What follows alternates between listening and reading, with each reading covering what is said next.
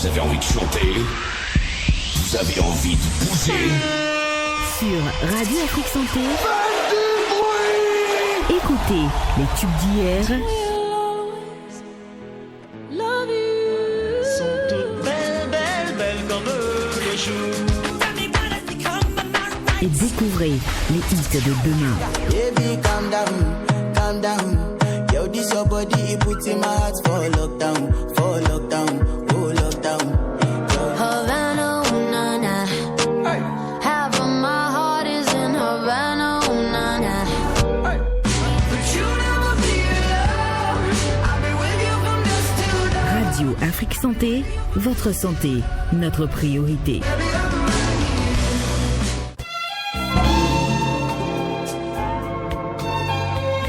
Suivez désormais sur Radio Afrique Santé votre nouvelle émission Santé au féminin.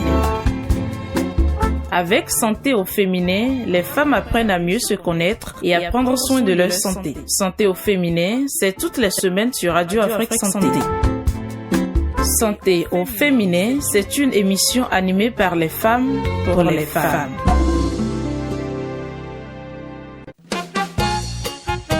Santé au féminin. Santé au féminin sur Radio Afrique Santé.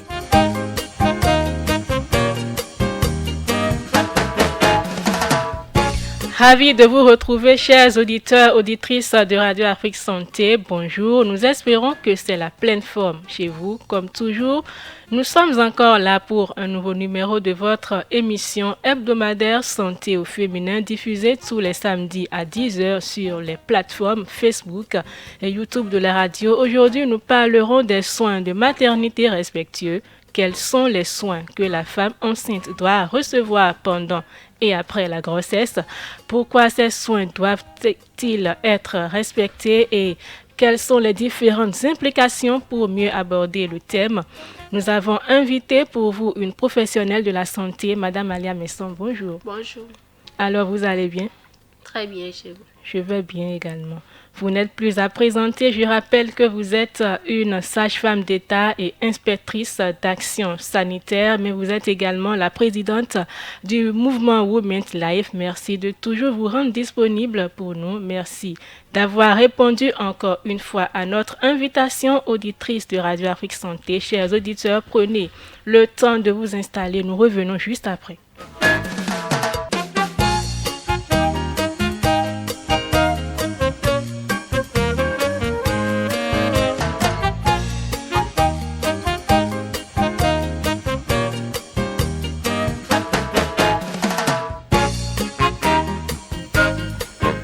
Alors, Madame Alia Messan, nous allons aller droit au but. Dites-nous, qu'appelle-t-on soins de maternité respectueux?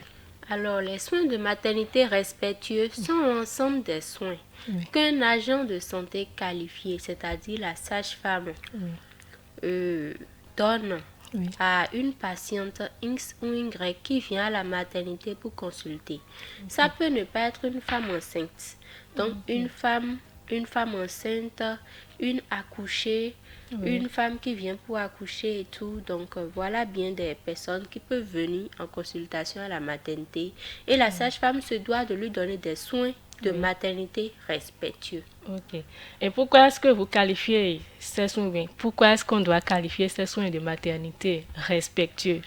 Nous disons que ces soins sont respectueux. Déjà, il faut savoir que quand on parle de soins de maternité respectueux, il y a forcément son contraire. Les soins de maternité non respectueux. Bien sûr. Vous savez ce qu'on appelle soins de maternité non respectueux. Vous arrivez à imaginer un peu ce que ça veut dire.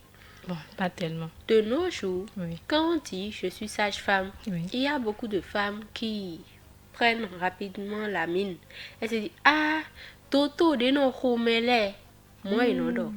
Elle dit ça, pourquoi? Parce que dans la culture africaine, la sage-femme a l'habitude de crier sur la femme enceinte, a l'habitude de peut-être un peu la malmener pendant l'accouchement, des trucs comme ça. Donc c'est resté comme une marque que tout le monde garde en tête. À chaque fois que je dis que je suis sage-femme, il y a toujours ce changement de visage, de comportement envers... Donc c'est vous tapez les femmes sur la table, des expressions comme ça. Donc, j'en reviens aux soins de maternité respectueux pour dire que on parle de soins de maternité non respectueux lorsqu'il y a manque de respect, non-respect de la dignité, non-respect de l'intimité, de la confidentialité, lorsque les droits de la patiente ne sont pas respectés à la lettre. Maintenant, on parlera aussi de violence obstétricale, s'il vous plaît, et bien d'autres choses. Donc, nous en revenons aux soins de maternité respectueux pour dire que lorsque les soins sont donnés avec dignité, dans le respect de l'intimité, de la confidentialité, en respectant les droits de la patiente, avec amour et empathie, nous parlerons de soins de maternité respectueux. Je ne sais pas si je me fais comprendre. Oui, j'ai compris. Bon, j'espère que les auditeurs et auditrices qui nous suivent aussi l'ont compris. Et les femmes enceintes ont-elles des droits? Bien sûr, elles ont des droits. Le premier droit étant le droit à l'information. Le droit à l'information stipule que toute cliente qui vient à la maternité doit pouvoir avoir toutes les informations nécessaires qu'il lui faut pour prendre un choix éclairé, un consentement éclairé. Et qui parle du droit à l'information, parle du droit, du choix, du libre accès et du choix du consentement éclairé au fait. Donc on donne l'information, on laisse la personne peser le pour et le contre. Oui, je veux le soin. Non, je ne veux pas le soin. Donc voilà 2 droits déjà. Ensuite, il y a le droit à la continuité des soins. Toute patiente en détresse. Par exemple, nous avons beaucoup de patientes qui sont à l'accueil. Mais parmi elles, il y en a une qui est plus souffrante que les autres. Nous avons le devoir de lui porter secours. Nous irons vers elle. Ah, madame, qu'avez-vous? S'il vous plaît, mesdames, permettez-moi de rapidement prendre celle-là en charge. Parce c'est l'humanisation des soins. Il y a une longue file. La première personne est là, mais on regarde l'urgence de la situation et on priorise la personne qui doit être priorisée. Aussi, quand on commence un soin pour une patiente INS, on lui doit de continuer ces soins-là. Par exemple, une patiente qui vient pour accoucher. On vient pour accoucher, on repart chez soi à la maison. Ça ne finit pas là. Il faut poursuivre. Nous avons les soins du postpartum. Il faut la consulter et consulter plutôt 6 heures après l'accouchement, 6 jours après l'accouchement et 6 semaines après l'accouchement. C'est ce qu'on appelle droit au respect de la continuité des soins. Et ça fait déjà 3 droits. Maintenant, le droit à la dignité. Il y a le droit à l'information. Et droit au choix éclairé. Choix éclairé. Oui. Et puis le droit à la continuité des soins. Nous avons aussi le droit à la confidentialité. Quand on parle de confidentialité, toutes les informations qui ont rapport avec la patiente doivent être tenues sous le secret professionnel. Donc, droit à la confidentialité et respect du secret professionnel. Si une patiente vient, on la dépiste positive au VIH. On ne va dire à personne de son entourage que celle-là est une PV-VIH, une personne vivante avec le VIH. On pourra le dire à son homme si et seulement si elle donne d'abord son consentement. Oui, aidez-moi à informer mon mari pour qu'on puisse prendre les mesures. Donc on peut aussi tenir ce soin-là confidentiel si... Oui, si elle refuse, on n'a pas le droit de passer derrière pour aller informer son mari. Mais on va lui donner les conseils nécessaires pour qu'elle ne puisse pas contaminer son mari et tout. Il y a aussi les médicaments qu'elle doit prendre rigoureusement pour que sa charge virale soit indétectable au point de ne pas contaminer son conjoint, ni le bébé qu'elle attend. Ça dépend du cas, si elle est une femme enceinte, si elle n'est pas une femme enceinte. Donc voilà les 4 droits. Oui, nous en avons 10, mais je vais rapidement en citer 5. Un autre droit que je peux ajouter, c'est le très important, le droit au respect de la dignité et de l'intimité. Ce droit est un droit phare. Quand la patiente vient, tout ce qu'elle nous confie autour de la table, il faut le faire déjà dans un cadre sécurisé. Personne ne doit entendre cela. Quand elle veut se déshabiller pour qu'on puisse la regarder, il y a un paravent qu'on doit mettre là pour que d'autres personnes n'aient pas accès à son intimité. Parce que c'est une personne humaine. On doit respecter. C'est toi. Voilà. Ok. Donc, voilà. Ok. Et pour que ces soins soient vraiment respectés, comment le ou la professionnelle de la santé doit accompagner la femme enceinte? D'accord. Nous allons prendre l'exemple de la femme enceinte parce que cela ne concerne pas uniquement les gestantes. Une femme peut venir pour désir de maternité. On lui doit des soins de maternité respectueux. Elle peut venir pour la planification familiale. Tous ces soins-là sont inclus dans une maternité. Maintenant, prenons l'exemple de la femme enceinte. Dès lors qu'elle vient, je dis toujours, dès lors qu'on sait qu'elle est enceinte et qu'on commence la consultation prénatale recentrée, c'est-à-dire le suivi de la grossesse à un certain rythme, il faut déjà l'accueillir avec sourire, avec empathie, avec amour. On ne dit pas d'être trop mièvre, de faire l'hypocrisie, mais le strict minimum pour démontrer à la personne en face de soi plutôt, qu'on comprend sa situation, qu'on est prêt à la prendre efficacement en charge, de façon, sans préjugés. Qu'on la respecte aussi. Voilà, il y en a qui viennent, peut-être elle a une grossesse non désirée, on écoute son histoire, mais on n'a pas le droit de la juger. Personne ne connaît les circonstances de la chose, si c'est un viol et tout. Et même quand c'est le cas, on n'a pas le droit de juger. Donc, amour, empathie, respect, tout au long des consultations prénatales, on lui fournit le paquet de soins nécessaires que recèlent les consultations prénatales recentrées. C'est un lot de choses qu'on ne peut pas détailler. Il y a les bilans prénatales, les examens, beaucoup de choses. Donc, après avoir fait les consultations, la femme est à terme. Au cours du travail d'accouchement, que devons-nous faire? Nous devons suivre la femme en travail selon le rythme de suivi avec le pathogramme. Le pathogramme est un instrument juridique, médico-juridique. Pactogramme, c'est ça? Oui, le pathogramme. On utilise c'est derrière les cartes maternelles. On trace, on fait le suivi de la dilatation du col, des bruits du cœur du fœtus, de la tension, de la température, des contractions, pour voir s'il y a anomalie. Donc, quand on fait ce suivi efficacement, le tout ne suffit pas de rester dans son coin et de venir consulter la femme de temps à autre selon le rythme. Il faut être à l'écoute. On peut être là.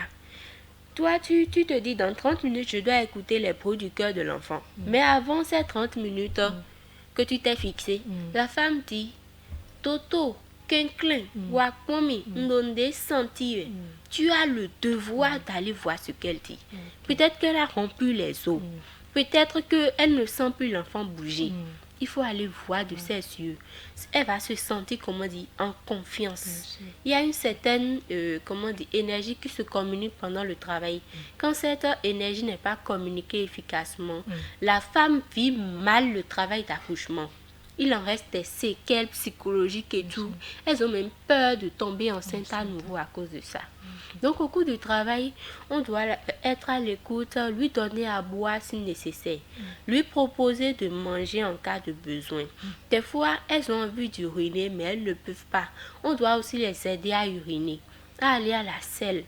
Vous voyez la profondeur de la chose.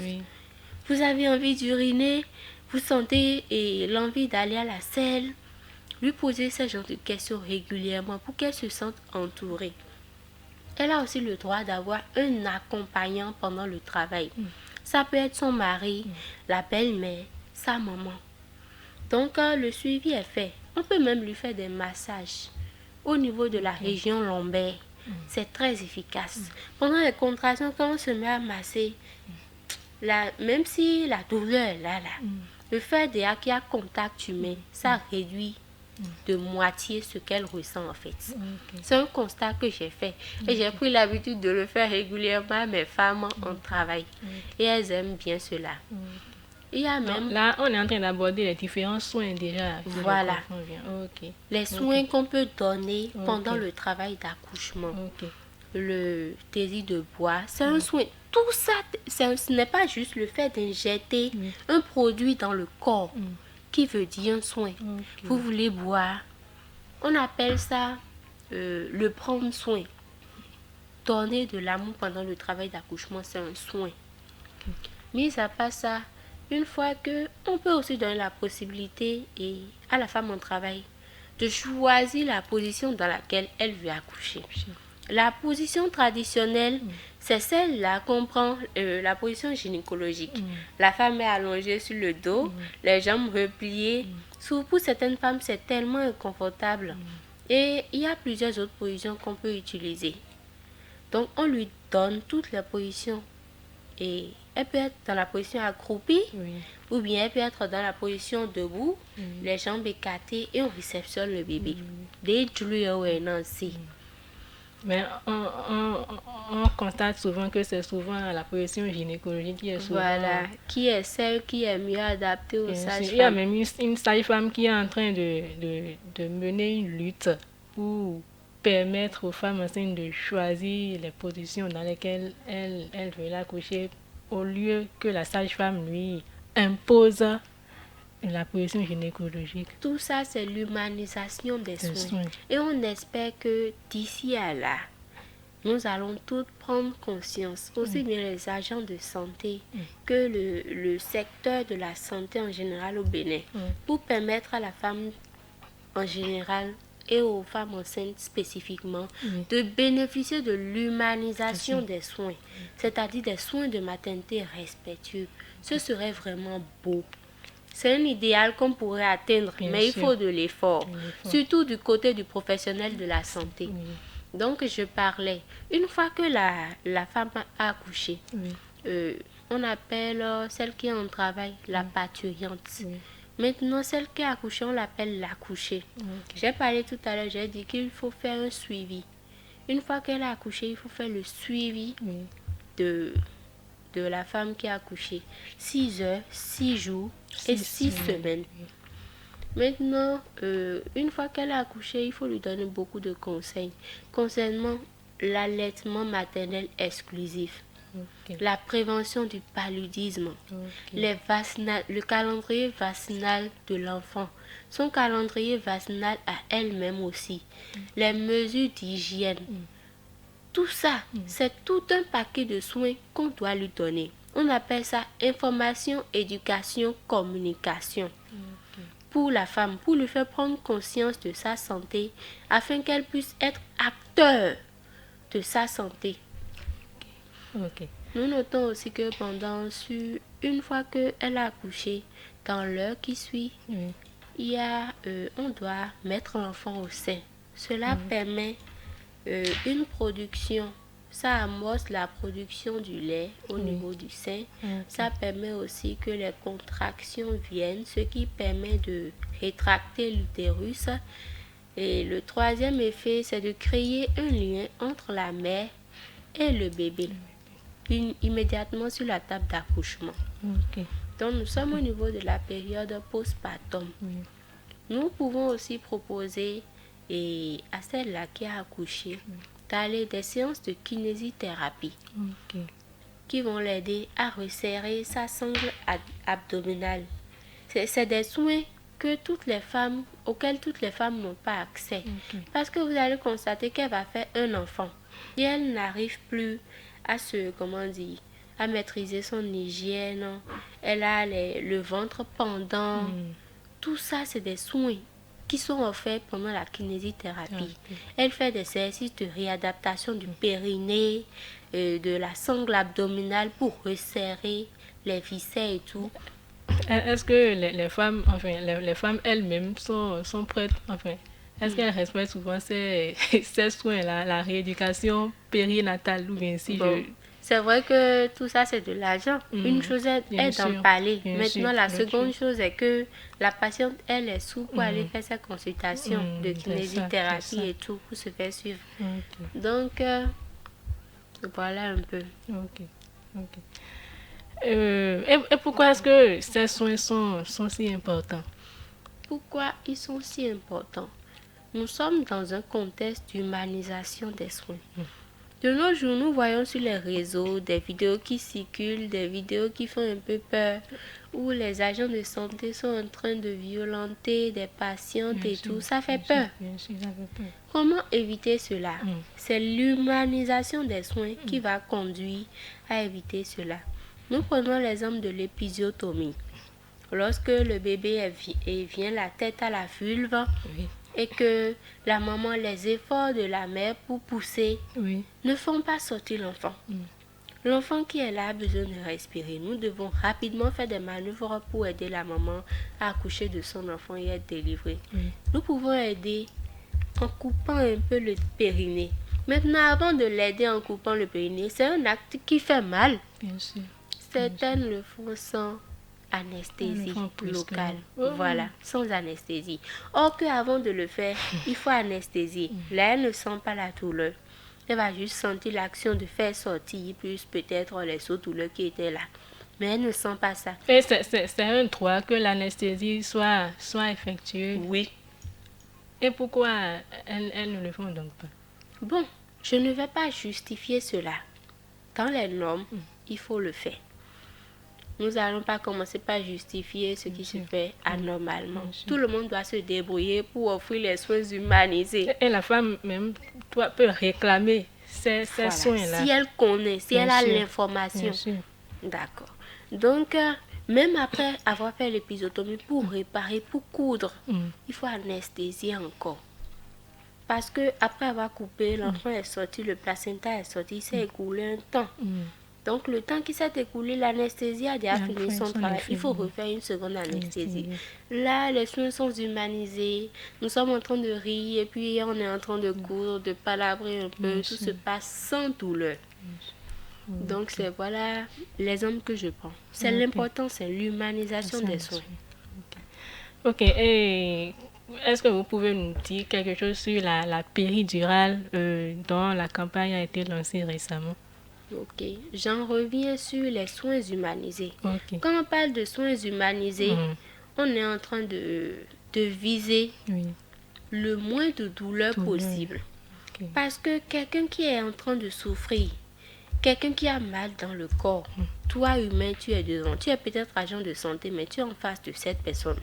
Tu as le devoir Bien sûr. de soulager sa douleur.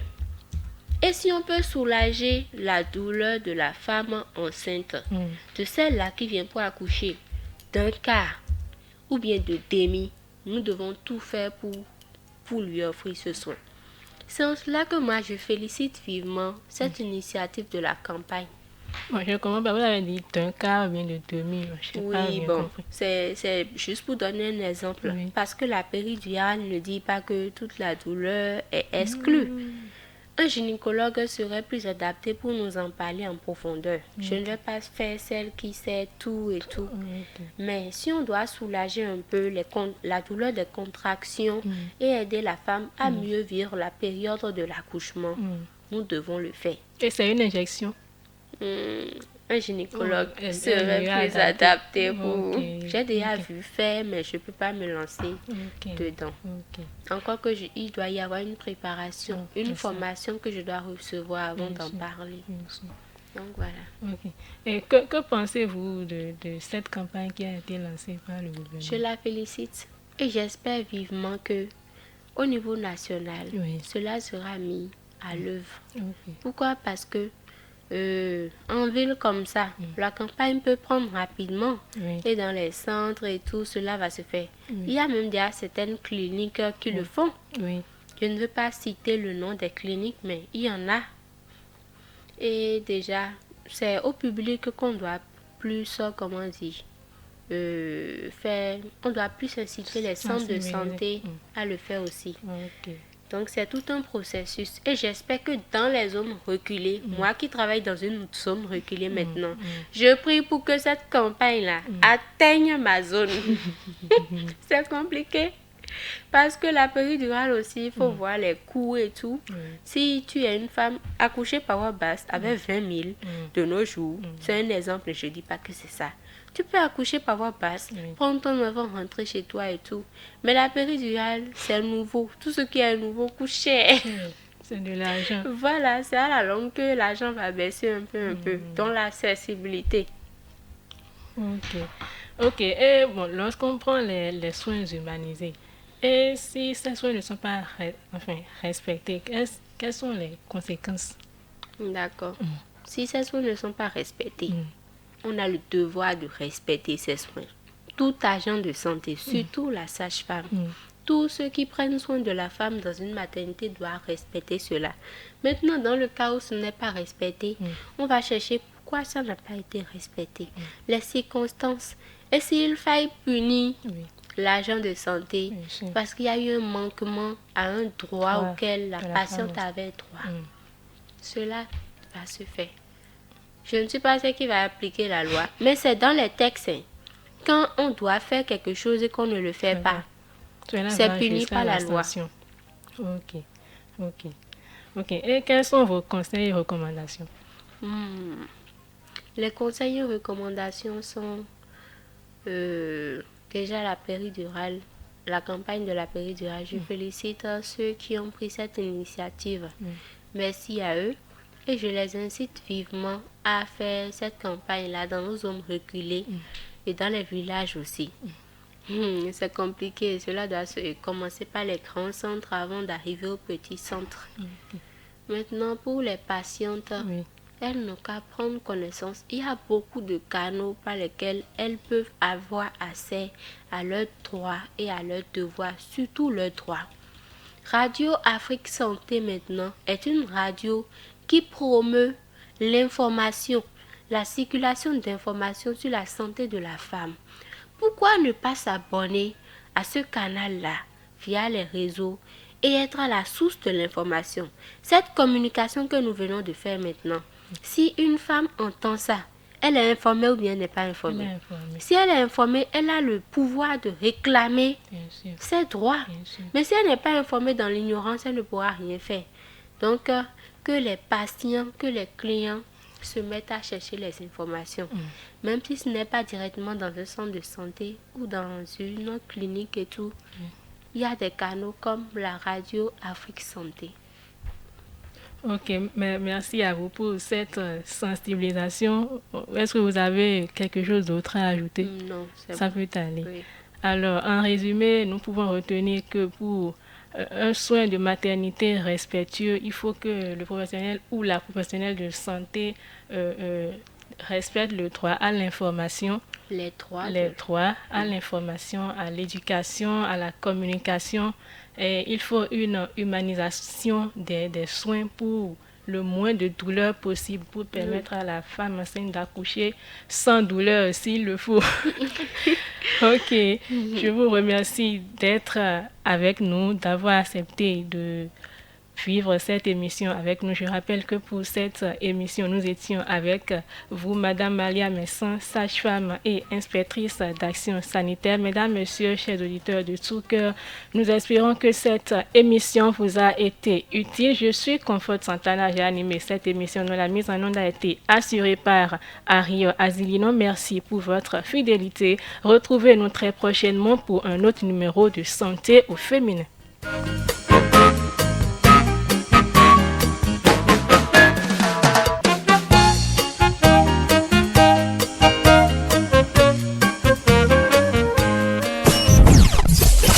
Restez connectés et écoutez Radio Afrique Santé. Votre santé, priorité.